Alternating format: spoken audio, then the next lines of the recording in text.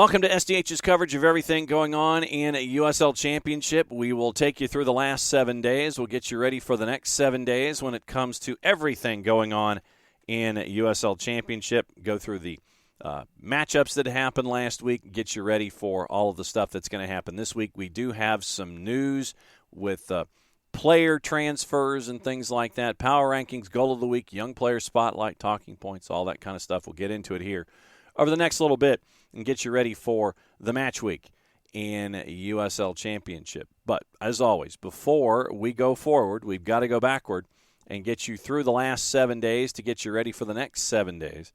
And in USL Championship, in the midweek, you had a couple of matches. It was Indy 11 knocking off Pittsburgh at Highmark back on the 26th by the final of 3-1. Oakland Roots at Pioneer beat Vegas Lights by the score of 1-0. Sacramento Republic at Hard Health shut out Phoenix Rising by the final of 4-0. On Saturday, Pittsburgh rebounded from that loss. Second match in the homestand, having to play Wednesday, Saturday. Pittsburgh 4-2 winners over Memphis 901. Once again, a big effort, but once again, in a big match for Pittsburgh. Just under 5,500 with Elton Garcia as the man in the middle at Highmark. And it was goals by Memphis, 901. Luis Fernando Rodrigo da Costa in the 11th and the 35th gave the visitors a 2-0 lead. But then, in a 20-minute span, in both halves, Pittsburgh scored 4 goals, and that was the difference. Farrell, Rivera, Obregon, and Tolashawunmi scoring in the 61st. 41st to 61st, 4 goals on the board for Pittsburgh, and they would beat Memphis 901 at home at Highmark Stadium. Pittsburgh would by the final of 4-2. First match of the week in the East, we go to Protective. It is Birmingham, and it is Charleston. The Charleston Battery on the road trying to get points. Here's how it would end up, courtesy of our friends at ESPN Plus, USL Championship and YouTube. For the 3rd Avenue South white shirts for Birmingham Legion. It's white for Birmingham. It's the traditional stripes for Charleston Battery. And we are underway from Protective Stadium. Bit misleading as Allen pushes forward. Declan Wynn's got a bit of space. Barajas keeps the move going, cuts it back. Kavita blocks the first shot. The second shot blocked by Alvis. A chance for Ikaza, top of the box. Van Okel holds it. Flicks it back to him. Much more convincing clearance that time from Alvis. Kasim. Play over the top for Nico Brett. Brett able to hold off Dodson. Agadello trying to turn the corner. Got the cross almost to Enzo Martinez, and Nico Brett didn't catch it cleanly on the volley. It was a great ball from Juan Agadello. Good turn for Kasim. Colin Smith, the fullback, pushing forward. Smith got the service away, looking for Martinez. Dodson got ahead to it. Smith trying to use his body, got a touch to it. Race to the byline. Smith got there first, into the ad board. Nico Brett off the post. Muse did just enough to get it to the bar. Post, it looks like maybe the back of his head. As he tries to turn, hits the outside of that post. So certainly something to keep an eye on there. As Markanek is able to turn, Corcoran forcefully denies him. Here's Barajas. Declan Wynn with space. His serve cut out by Smith. 39th minute here at Protective Stadium. Glad to have you with us tonight. Great ball from Alvis. Agadello rises. His shot was over the bar. Wouldn't have mattered anyway. The flag did go up. Avila throws it in quickly. Williams tried to turn. Pass doesn't quite reach Allen. Martinez had it picked. Corcoran gets it to the feet of Brett. Agadello, first time. Kasim is up and running. Flag stays down. Kasim is in. Kasim scores!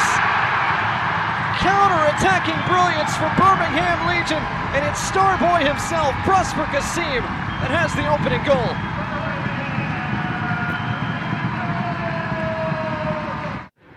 A great ball from Juan Agadello over the top, cuts out all the defenders, and Prosper Kasim just has to pass it into the corner, which he does very calmly. They've been good in red. Tonight in white, they have the lead. they may have a tough time choosing which kit they want to wear each week. Brings that down safely, goes back to Cronulla. One of the oldest, if not the oldest, franchise in the history of American soccer, Charleston Battery. Chance here for Birmingham, though. Nico Brett will tee one up, and he's off the post a second time. It falls for Alvis, whose cross is cut out by Ikaza. And now Nico Brett, maybe a frustration foul there. Nico Brett had his... Well, this is classic Nico Brett. Give him 6 inches, and he's going to find a way to get... caps for Trinidad, his international career. Alvis isn't going to have time to throw this back into play. The whistle sounds, the first half in the books. Good way to stay up to date with Birmingham Legion FC.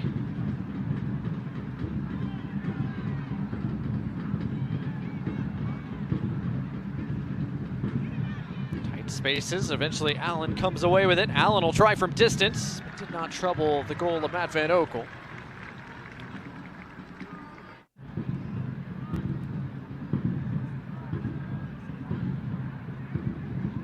Kasim spins, Ikaza tries to thread through Enzo Martinez. Martinez couldn't keep it down. Goal for Birmingham as Nico Brett makes way for Deben Wagbo. Substitutions brought to you by Papa John's. Birmingham.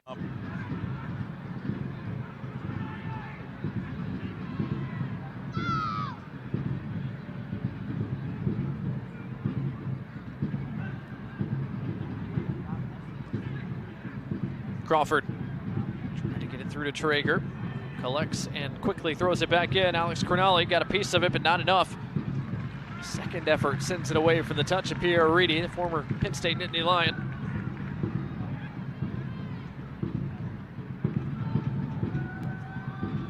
Williams cut it back. Traeger off the post and in! Tristan Traeger, what a strike, and we're tied at 1.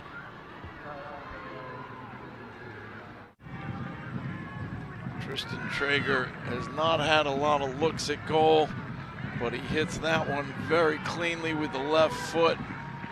Looks like it's going to be tracked down by Martinez.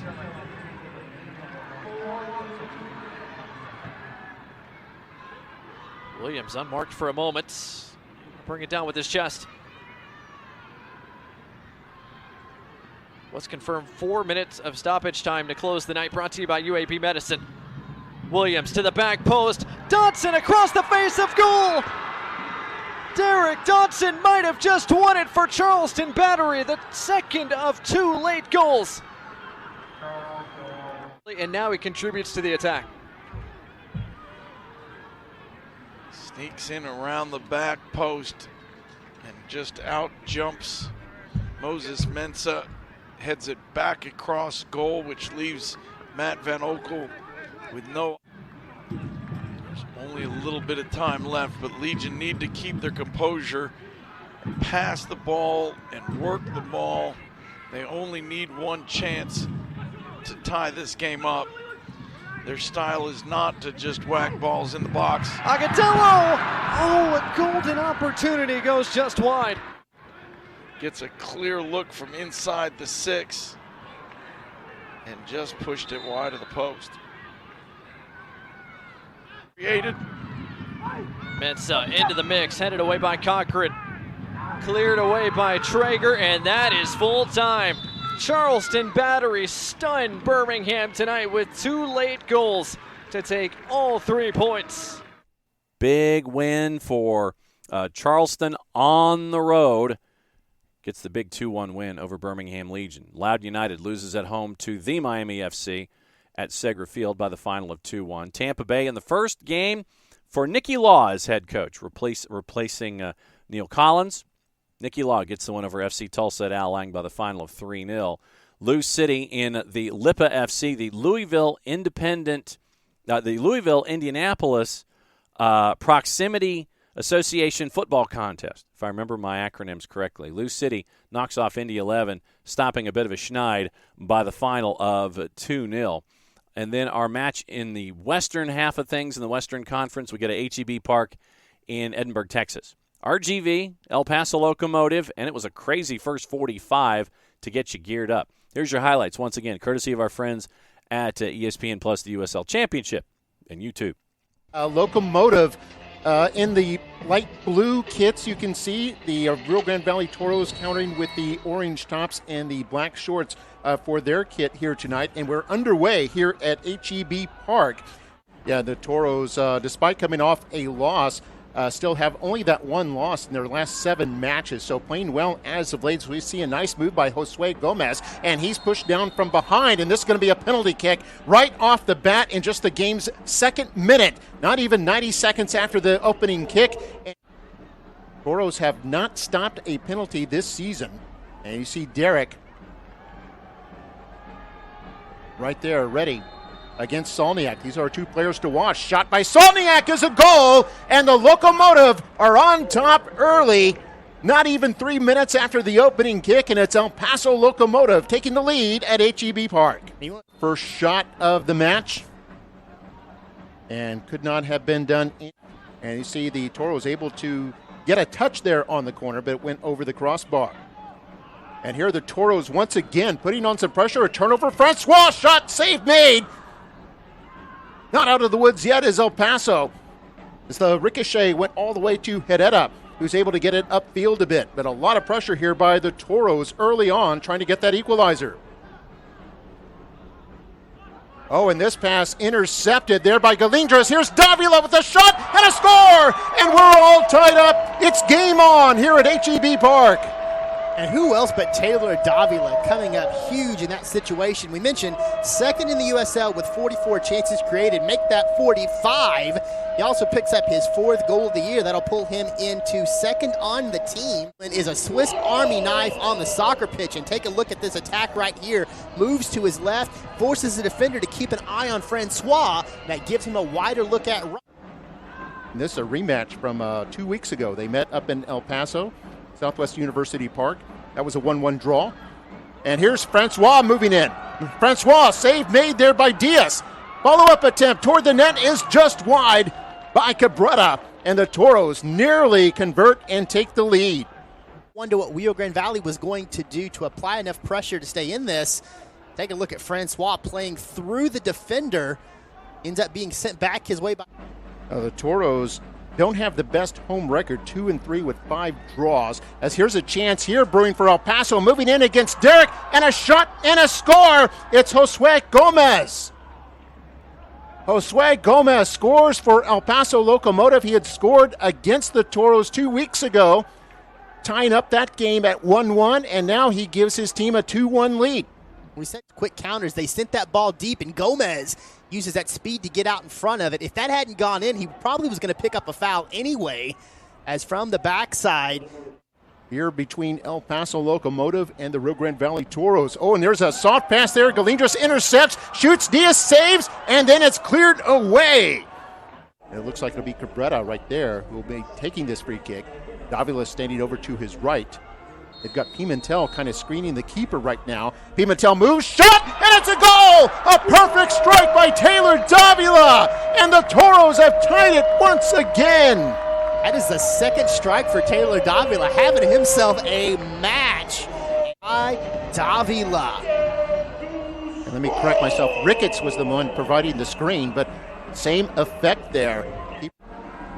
And this one taking on a very different look from the first meeting 2 weeks ago, isn't it? And to put it kindly, that was a defensive stalemate for most of that match. We see Solniak with the shot there. Derek able to make the save.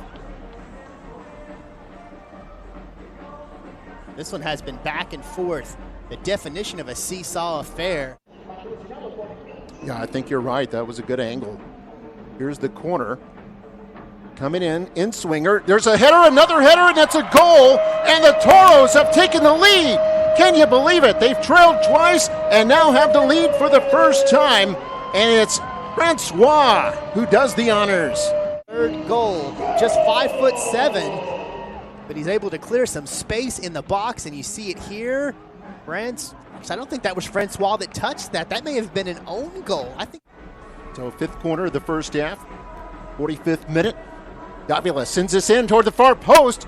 A little bit of a touch there by Diaz. And now they're going to call a foul against the... Quickly feeds Ricketts. And now Cabrera with it. Team's goal leader moves into the area. Finds Galindras. Galindras unable to get turned, but there's a shot and a goal! Toros move 2 goals in front. It's Wilmer Cabrera with his 7th of the year. Grand Valley now doubling up El Paso. That's a spectacular pass by Galindres. Pulls the defenders over. Cabrera comes in. Nice strike with that left foot. And Galindras has had a heck of a night with 2 assists. Grand Valley put them in a really nice spot to have the lead, and now that they're holding the lead, kind of shifting their focus to being the possessive team. So they try to melt some of this clock. Oh, and here's a good chance inside. This is Cabrera. He goes down, and they're going to award a penalty kick. This will be a penalty kick as the referee points right to the spot. Jose Torres is going to have a chance to have a huge impact here. Torres wearing the captain's armband, shoots and scores! Wrong-footed the keeper and slices it right there into the back of the net. And Torres puts the Toros in front 5-2. 35-2. Another look here at Jose Torres. He's 35, but he's got the energy. Big score there, and he tells his teammates, watch this, look what I got. Headed up top, El Paso able to keep it alive. Trying to get a shot here. McHugh moves inside. A nice move there by McHugh, able to center the ball. Nobody home there at the far post. Benitez trying to win the ball back from Kostaishin. Kostaishin able to pass it off and gets it to Sonupe. The Englishman passes it off to the left side. A chance here for El Paso. A shot and a save made by Derek. It bounces right up and down to his feet. Could hear a whistle any moment now, and there it is. There's the whistle. Toros have won their 3rd consecutive home match. Grab all 3 points tonight. 7 goals, 6 of them in the first half. Crazy stuff at HEB Park. RGV gets the big win with El Paso Locomotive coming to town. Speaking of 5-2, San Antonio FC beats Hartford Athletic by the final of 5-2 at Toyota Field, and it was the offensive output, I think, that a lot of folks are anticipating, and you end up with a brace in 15 minutes from Oluwaseyi, who has really done wonders once he's been plugged into the lineup there in San Antonio for the crowd of just over 6,500. Callan Radoslav, the man in the middle. They were down 1-0 after McGlynn scored in the 10th, but then Hartford would come back to tie it at 2s in the 34th. That would be the score at the break, and then 2 more goals, 4 goals on the board for Oluwaseyi in the 15th, the 30th, the 79th, and at 90+1, 4 of the 5 goals on the board for San Antonio. San Antonio winning at 5-2 over Hartford Athletic. Phoenix Rising on the road at Cardinal knocked off Monterey Bay by the score of 2-0. Oakland Roots and Detroit City shared the results. It was 1-1 at Pioneer Stadium. At Championship Soccer Stadium in Irvine, California, Orange County over New Mexico United by the final of 1-0. And Sacramento Republic on the road at Cashman Field, Vegas Lights losers to Sacramento Republic by the score of 2-1. On Sunday, the one-match San Diego Loyal shutting out Colorado Springs Switchbacks by the score of 2-0. Goals in the 41st and at 90+2 from Ronaldo Damas would give full points to San Diego Loyal there, which now presents the standings and lets you see how things lay out in the Eastern Conference and the Western Conference. Pittsburgh, Charleston, Tampa. It's going to be this way all season long in the East. Those 3 jockeying back and forth. Pittsburgh at 41 points. Charleston match in hand at 39. Tampa Bay match in hand on Charleston, 2 on Pittsburgh. They're at 38. Goal difference of +15. Lou City snaps the 3-game losing streak with the win. They're now beginning of that second group of 4 through 7. Lou City at 32. Memphis at 901. Lost 2 in a row now. They're back to 20 matches played. They're in 5th. They've got 30 points. Legion, with the loss to Charleston, had a 3-match unbeaten string snapped. They're at 29 points after 20 matches. FC Tulsa's at 28, had their 4-game win streak snapped. Indy 11, after Lipa, they're at 25 points. They had their 3-game unbeaten string snapped with the loss against Lou City. That's your playoffs. Detroit City's at 24 points. Their unbeaten string is now at 3. The Miami FC, they're at 23 points. Their unbeaten string is now at 3. They've won 2 in a row. Loudon has lost 3 of 4. They're at 20 points. Hartford Athletic, 3-14-4. They're at 13 points. They've lost 4 of 5. In the Western Conference, it is Sacramento still trying to give themselves a little bit of distance. They're at 41 points. San Antonio has now won 4 of 5. They have a match in hand. They're at 37 points. Oakland's at 34 points, unbeaten in 5. San Diego Loyal has won 3 in a row. They are at 33. El Paso Locomotive, they've lost 3 of 4. It's a bit of a rough patch right now for the Locos. They're at 32 points. Orange County's won 3 in a row. They're north of the playoff bar now. They're at 31. Switchbacks have lost 2 of 3 at 29 points. They have 2 more wins than Phoenix Rising. Rising got their 7th win of the season, but they're at 29 points as well. Below the playoff bar currently, it is New Mexico United at 28 points. Monterey Bay and RGV both at 27. Monterey Bay has 1 more win than RGV. Monterey Bay, by the way, has lost 3 in a row, 4 of 5. Vegas Lights have only won 1 match so far this year. 1, 12, and 8. Goal difference of minus 17, 11 points on the season, and that is why they are at the bottom of the Western Conference. Looking at all of your news and notes, it is FC Tulsa adding Patrick Segrist via a transfer from Colorado Springs Switchbacks, and he is reunited with Philip Goodrum. Joined Colorado Springs in the offseason, 3 assists, 16 chances, and 21 appearances with the Switchbacks. Dribble success rate at just under 58%. Defensively, he's won 69% of his tackles, averages a little over 4 picks in 90 minutes. And he was selected the number 10 pick in the 2020 Super Draft by Red Bulls. 3 appearances in Major League Soccer in that season. Traded to Inter Miami. Joined Indy 11 on loan. And then a season ago, he was at Memphis 901, helping them finish second in the Eastern Conference. Then it was Memphis. He was at Memphis with teammates with Philip Goodrum. Now he's reunited with Philip Goodrum in Tulsa. Hartford has acquired Cuban international Modesto Mendez via a transfer. And the 25-year-old defender joins from Inter Miami CF2. He competed at the Gold Cup this past June. It is also pending league and federation approval. Last 3.5 years he's with Inter Miami CF2, including the club's time as part of USL League One. 25-year-old made 26 appearances in League One for the side, 2 goals in just over 2,100 minutes, 19 appearances for the side at MLS Next Pro since the start of the 2022 season. And he made 9 appearances so far with the Cuban national team, most recently competing for the side in all 3 group stage matches in the Gold Cup. Senior debut back in June of 2021. Hartford Technical Director Ray Reed really looking forward to having Modesto Mendez in the fold.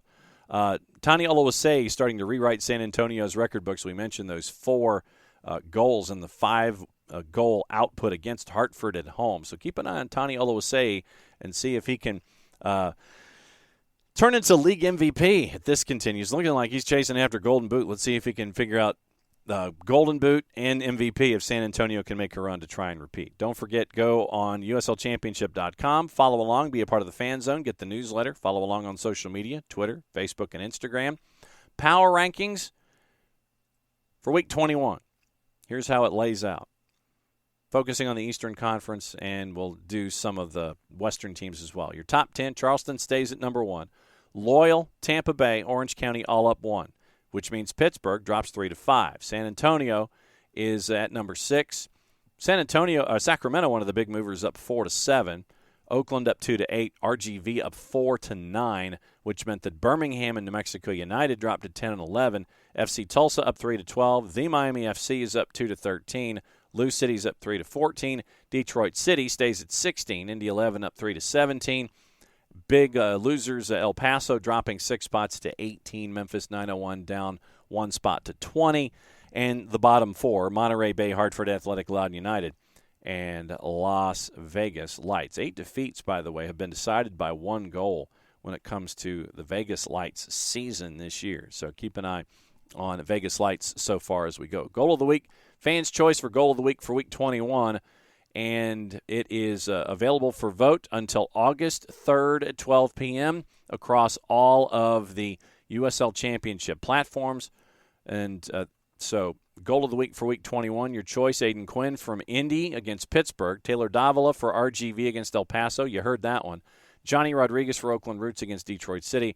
Russell Cicerone for Sacramento against Las Vegas. His 12th goal of the season on the diving header. So it is Quinn, Davila, Rodriguez, and Cicerone. You have until Thursday, August 3rd, noon Eastern time to vote on goal of the week. So that's how that is. And once again, reminder, you have until Friday to vote on Save of the Week. Friday at noon across all USL platforms, USL Championship platforms. Thursday at noon, Goal of the Week. Friday at noon, Save of the Week. Go to USLChampionship.com, and you can vote on it all and have your thoughts known by all the fans and all the fellow fans in USL Championship. Let's get into the games that will happen here in the first full weekend of the month of August. And once again, we're going to take care of midweek and weekend. Memphis 9:01, early morning, 11 a.m. Wednesday morning at Segra Field, taking on Loudoun United. Stephen Glass and Memphis 9:01 on the road. Friday night football in USL Championship. Oakland Roots traveling to Patriots Point at 7:30 to take on Charleston Battery. Downtown Colorado Springs, Switchbacks hosting Birmingham Legion at 9. And at 1 OK at 9 o'clock, FC Tulsa hosting Lou City. The traditional Saturday, very, very busy. And there's a lot of that, and then there's a lot next Wednesday, too, including a game with Birmingham on the road, Charleston on the road, Lou City. Big matches coming up on the 9th. But this weekend upcoming, Saturday the 5th, 7 o'clock at Trinity Health, Hartford Athletic in a crossover hosting New Mexico United. 7 o'clock at the Mike, Memphis 9:01, and Indy 11. 7 o'clock at Highmark, Tampa Bay Pittsburgh, early contender, match of the week in the East. 7 o'clock, Ricardo Silva, the Locomotive on the road taking on the Miami FC. 10 o'clock at Cardinal, an interesting one. Sacramento Republic hosting Monterey Bay. San Diego Loyal hosting Orange County at Torero. And at 10:30, it is Vegas Lights hosting RGV. 11 o'clock at the corner of 38th and Washington, Phoenix Rising hosting San Antonio FC. Looking at your juice boxes, getting you ready for action on the weekend. Loudoun is a plus 206 underdog with Memphis visiting on Wednesday morning. Your draw's a plus 269. Friday night football, Charleston a plus 117 against the Roots. Colorado Springs a plus 112 against Birmingham. FC Tulsa is a plus 152 slight favorite going up against Lou City. The draws are pretty much in and around from 237 to 240. Saturday, Hartford Athletic, a plus 210 underdog as New Mexico United comes to town at a plus 110. Indy 11 at home, favored at a plus 131 against Memphis, who's a plus 188. The Miami FC, El Paso Locomotive, put a blanket over it. Juice boxers have them all within the margin of error, basically at a plus 155. Pittsburgh, favored at home against Tampa Bay at a plus 120. Tampa Bay on the road at a plus 213. Your draw's a plus 233. Your Western Conference games, Monterey Bay's a plus 150, hosting Sacramento Republic at a plus 164. San Diego Loyal's a plus 114, hosting Orange County at a plus 220. Vegas Lights at a plus 183, considering they've only won once this year. RGV is a plus 127 heading into town. And Phoenix Rising a plus 117, hosting San Antonio FC. San Antonio FC heading to 38th and Washington is a plus 214. Very, very interesting looking at those numbers going forward. That's your juice boxes for the upcoming week and the weekend that will be. Once again, thanks to everybody who is a part of all of the action that makes the USL Championship hum on a weekly basis. Interesting battles, as always, at the top of the East and in the pack in the West as we go here in the season. Simple request for you, if you are in market and have the opportunity to catch any of the home teams in these games, please do so, even if you're on vacation. Quality soccer going on in the second division here in the United States. If you can't make it, follow along on local providers if you're in market. And if you're out of market, follow along on local providers or go to ESPN Plus as they broadcast every single match of the USL Championship all season long. That's your rundown of everything going on in USL Championship. For everybody here at SDH, I'm just John. Play it safe, everybody. Enjoy your games. And we'll catch up with you next week.